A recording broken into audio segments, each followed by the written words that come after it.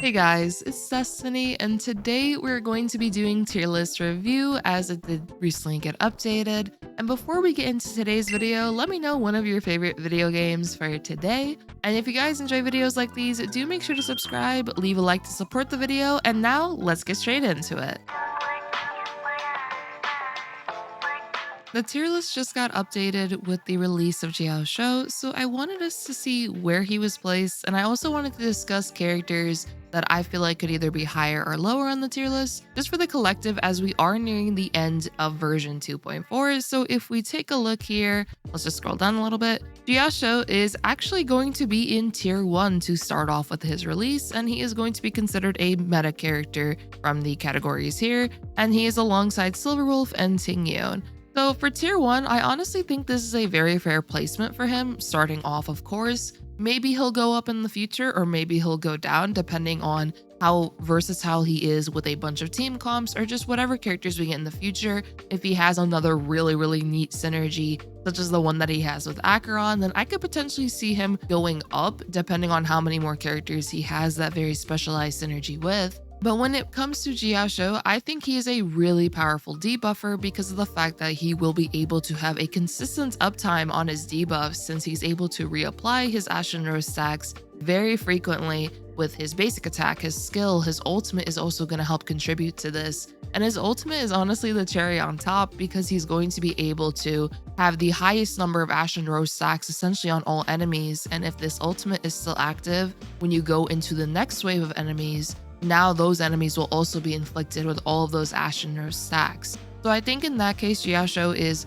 really good for just having a very high uptime on his debuffs, which is very valuable for a character like Acheron. And because of the frequency of these stacks, it will definitely help her get her ultimate very quickly. For those that have an E0 Acheron, or even if you don't have her signature light cone, this is a huge quality of life improvement in my personal opinion. And I also tested her, of course, alongside Jiaoqiu, who was able to deal a bunch of damage with her ultimate, as well as get those stacks very frequently thanks to his Ashen Roast being applied as frequently as it is. And of course, Jiaoqiu's ultimate helps with this even further because of the fact that when an enemy takes action, Jiaoqiu will be able to have a base chance of inflicting an additional stack of Ashen Roast onto that enemy, which this results in, let's say there were multiple enemies on the field and they all did get inflicted with that Ashen Roast thanks to Jiaoqiu's ultimate. Well, now Acheron will be able to take advantage of that. It's definitely a nice quality of life that he has with her in particular when it comes to specialized synergies, but that doesn't take away, of course, his debuffs as well. His debuffs are considered a vulnerability, and they're honestly really good for being able to increase the damage output of the team. He's able to increase the damage that enemies receive, and he's also able to increase the ultimate damage that they receive as well. So for characters that have very powerful ultimates, this is where Jiaoqiu can come in and definitely make a difference for your damage output for sure, since you will be able to take advantage of the Ashen Roast plus the additional debuff from his ultimate. So some characters that are really good for this, or rather some characters that we have right now that can really take advantage of this would of course be Acheron, but you can also look at a character like Yunli. I've actually played Yunli with Jiaoqiu, Tingyun, and Huohuo, and this team is actually really good, especially if you don't have Robin, because I know a lot of us may not have Robin. So this synergy is pretty strong as well. Yunli will be able to deal a lot of damage with her powered up counters from her ultimate, so that's a really cool synergy. And I would honestly say when it comes to his value, I know a lot are saying he's more so niche. I don't personally think he's that niche when you think of how his debuffs could be valuable to other team comps. I kind of see it similarly in a case to Pela, how the defense drop can allow any team in a way to deal more damage since you are reducing enemy defenses. I kind of see it the same way with Jiaoqiu sort of, because the thing is, if you are able to inflict that vulnerability onto the enemy and they're just going to receive more damage because of it, this technically would benefit multiple team comps. Now, will he be the best in slot on those team comps? Not necessarily, but it doesn't take away from the fact that he can still benefit numerous team comps. He just has a very specialized synergy at the moment with the character like Acheron. So I personally still wouldn't consider him per se niche because of that, but that's just my personal opinion. I don't know if you guys would agree with that, or if you guys think he's very catered to only Acheron teams. I have tested him out on numerous team comps just to see how he does, Similar with the Yunli team, I tried the exact same team except with Dr. Ratio, and that actually did pretty decently. And he can also help with Dr. Ratio's debuff requirement for those follow-up attacks. So overall, I feel like Jiaoqiu can provide pretty nice benefits just from his debuffing capabilities, being able to benefit numerous team comps because of that. Of course, if you are an Acheron main and you want to further improve your Acheron's playstyle, just with the quality of life from the Ashen Rose stacks, being able to get Acheron her ultimate pretty quickly just because of the frequency of these Ashen Rose stacks being inflicted onto enemies, or even the frequency of it being reapplied onto enemies, then I feel like when it comes to if you do play Acheron, you really want to improve your Acheron team, that is definitely where he is the most worth it. I can see him potentially getting better in the future depending on if we get a lot of characters that are very ultimate heavy, like their ultimates are a huge source of their damage output. I could see him being very beneficial there. So I think in general, he's a pretty good character. I think tier 1 right now is pretty fair for him. Would I say personally though, after playing him and like testing him on the server and just experimenting with teams, would I say he's per se a must-have? No, I wouldn't say he's a must-have. I just think he's a pretty nice quality of life option for your Acheron teams.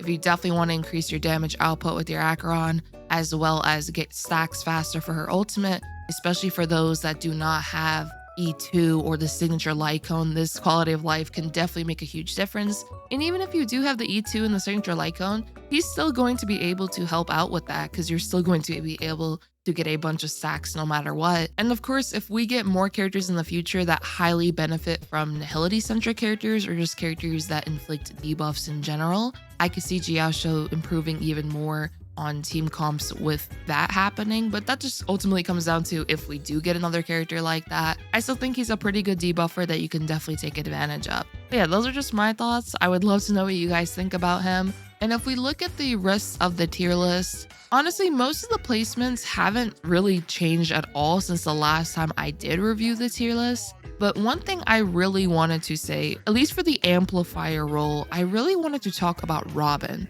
I feel like we're at the point where maybe next patch, maybe it's just a personal prediction, I don't know. I feel like Robin should be a tier 0 character alongside Ruan Mei. I feel like Robin's 100% advance forward with her ultimate. The fact that she can give the team a bunch of attack, she can also increase the damage of the team, and then the additional chip damage that she can deal whenever she uses her ultimate. I do feel like Robin has a bunch of benefits that are really nice just for team comps in general. I know when she first came out, a lot were mostly looking at her from a follow-up team perspective, which of course on follow-up teams, she is amazing, but she works very, very nicely on other team comps as well. An example can of course be Yunli. I recently showed off Yunli, Robin, and Tingyun alongside Huohuo. This team comp is really good. I've actually just been a huge fan of Robin plus Tingyun as of lately, because if you do pair up Tingyun with Dance Dance Dance, you're just going to have a bunch of action advance on that team comp because of Robin's ultimate, and then of course Tingyun with the Dance Dance Dance. And then Huohuo is also really nice because she can help get Robin her ultimate. And then of course, if you are using a character like Yunli who has a high energy cost, this is pretty good as well because Yunli is just going to be able to take advantage of the buffs that all the team members give her, but Robin in general can be used on numerous team comps. You can use her on damage over time teams, you can use her on the follow-up teams, you can use her on a hyper carry centric team since she is able to get that 100% advance forward, which now allows your main DPS, or even if you have multiple DPSs, like if it's a dual DPS comp, her buffs are able to benefit every team member on the team since she gives team-wide buffs. So I feel like Robin has a lot of potential to further improve as well, which that's the one thing I love about supports in Star Rail. A lot of the supports are just really, really good for being able to have a bunch of future potential depending on what future teams we get, just team archetypes in general. So I feel like Robin in particular should maybe be alongside Ruan Mei. I feel like both of these characters have incredible value.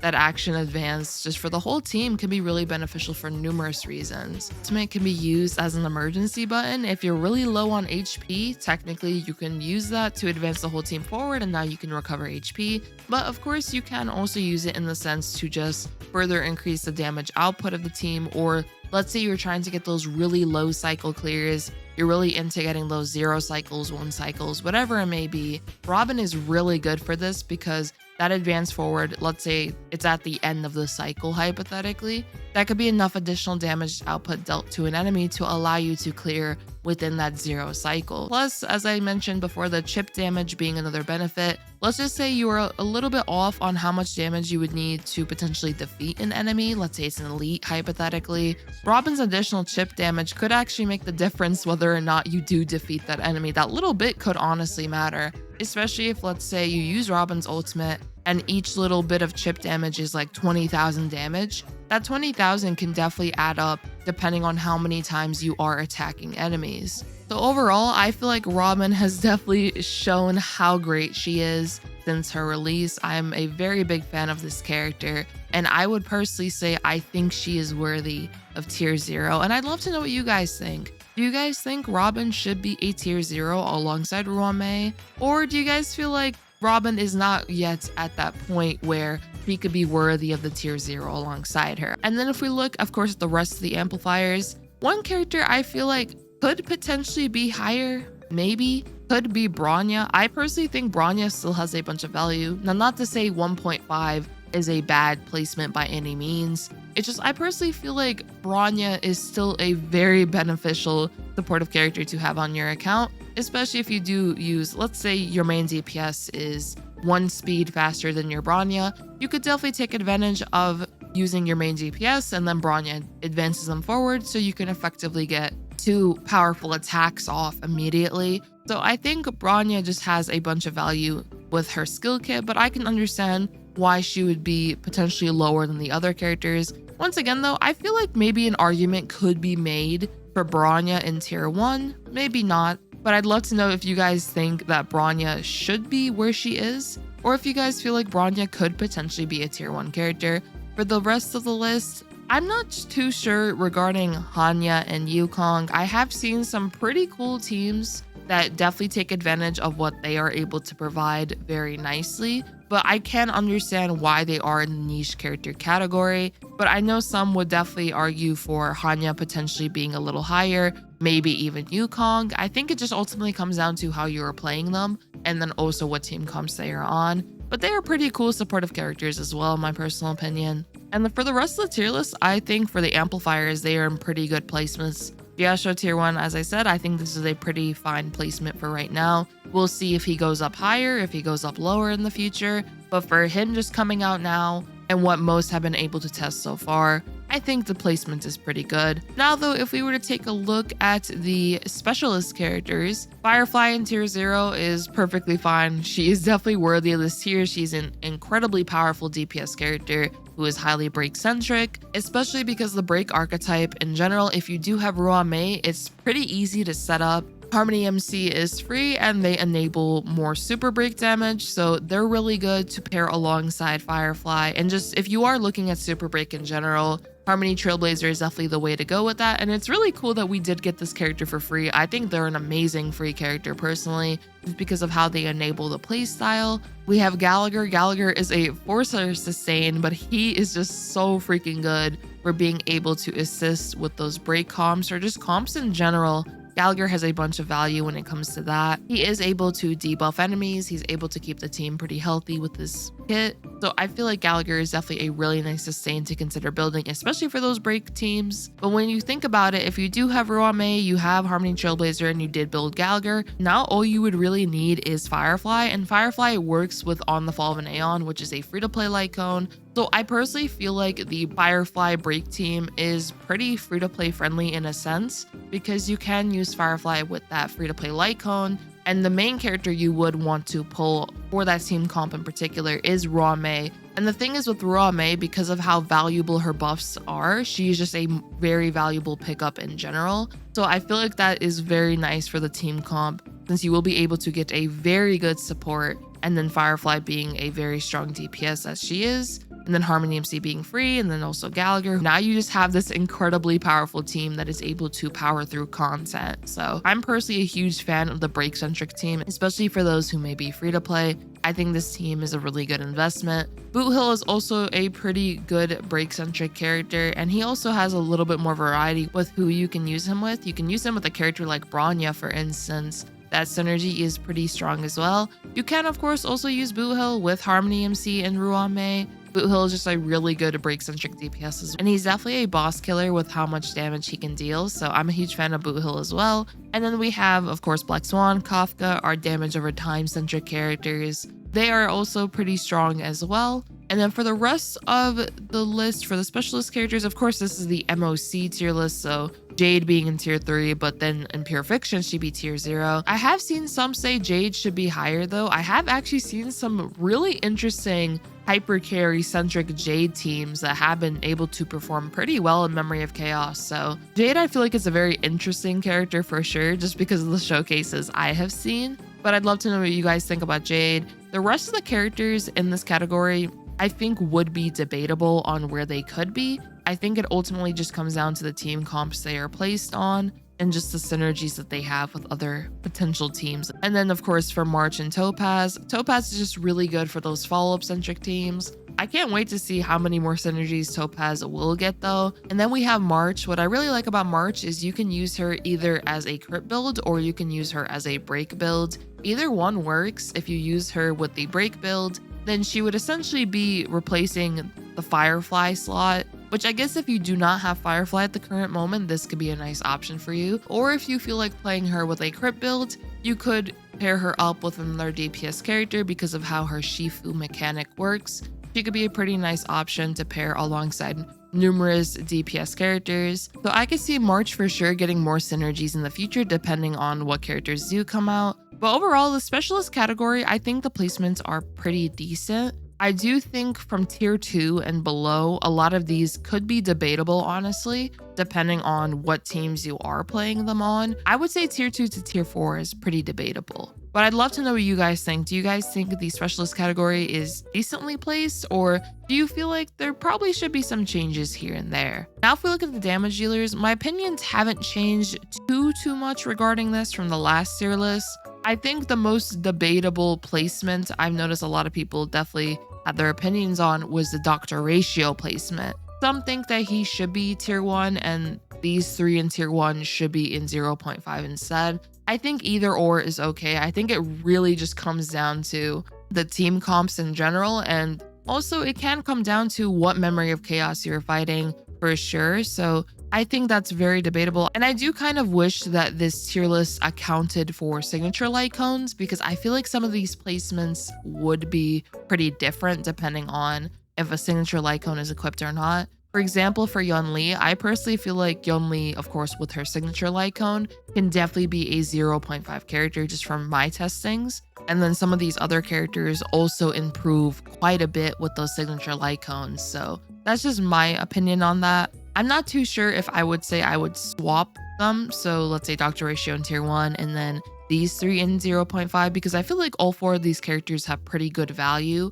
especially if you are using a really nice invested team with them that highly benefits their playstyle. But if we do look at the rest, I think these placements are okay for the most part. I do appreciate that Himiko has been slowly going up. I feel like her value over time has gotten a bit better with the additions of new characters coming out that can be used pretty nicely with her kit. And then for our tier 3, I do feel like tier 3 is another debatable category. I would say an E6 Misha, depending on the team, can be pretty nice to use, especially on enemies that are ice weak. I've seen some really powerful Mishas. So I feel like Misha, once again, could be a character that could be looked at a little more just to see how powerful he honestly can be when it comes to Memory of Chaos. Argenti, I know some people definitely would fight for Argenti being a little higher, which I can definitely understand for sure. Lastly, though, we have the sustain category. We have Aventurine, Xuan,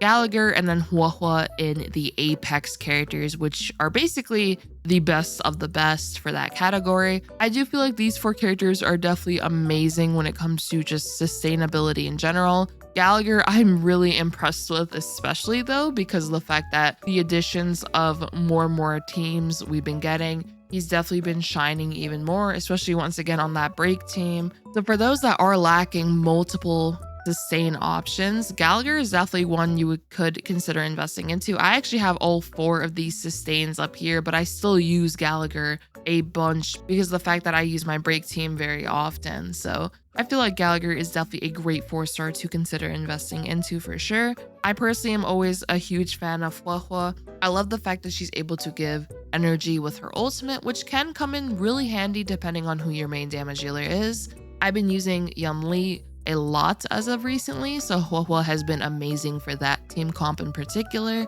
And then for the rest of the sustains, Luocha is still a pretty nice comfy option. I think I'm okay with the tier 1 placement because he's still considered a meta character, if you will. Luocha just provides a bunch of comfortability, plus he is skill point friendly, so for those that do have Luocha, I still feel like he's really nice at just keeping the team alive and giving you really nice comfortability with his playstyle. And then we have characters like Lynx, Bailu, and Japart. I feel like these 3 characters really shine depending on what teams you place them on. Lynx can be a really nice option for a character like Yunli, for instance, if you do not have Yunli's signature light cone, which will increase the likelihood of her being hit. So you can use Lynx, make sure that Yunli does get hit a bit more often. So Lynx can be a nice option, especially if you don't have Huohuo to use alongside Yunli, then I feel like Lynx can be a pretty good alternative just in general. But overall, I'd say the tier list, most of these characters are in pretty decent spots. If you guys ever want me to review the Pure Fiction or Apocalyptic Shadow tier list, I could do that as well. They would probably be their own videos though, because I have been going a little more in depth recently with my thoughts on just the tier list in general. But I will say the one thing I really like about Star Rail in particular is that there's so many team archetypes that you can consider investing into for being able to clear the content in the game. For example, we have the break team. As I mentioned, this team is pretty free to play friendly in my personal opinion. We do have the follow-up team, which the follow-up team is definitely on the more premium side, but overall a very powerful team comp as well. We have Acheron. Acheron definitely takes advantage of those Nihility allies. Plus, of course, if you want to use her with some Harmony allies, depending on what the team is, this could actually work out as well. We have Damage Over Time, which I really want another damage over time centric character, like specifically for damage over time, just to see how much stronger this team comp can get as well. But we have that play style. We have the counter play style with a character like Yunli. Of course, we already had the counter play style with Clara, but I feel like Yunli definitely took it up a notch for sure. So we have that play style. We have our hyper carry characters with Jingliu, Don Hongayel, and so on. So I really like the fact that Honkai Star Rail gives you like multiple options with what you want to play with. And I think at the end of the day, depending on what team archetype you really want to invest into, that can definitely make the difference on where characters would be value-wise for your personal account. But yeah, those are just my thoughts for today. I'd love to know what you guys think. Your thoughts on Jiaoqiu, your thoughts on Robin, your thoughts on the other categories, if you feel like there's a character that is pretty underrated or even overrated. I'd love to hear about either one. But yeah, I hope you guys enjoyed this video. If you did, do make sure to subscribe, leave a like to support the video, and I hope to see you all next time. Peace.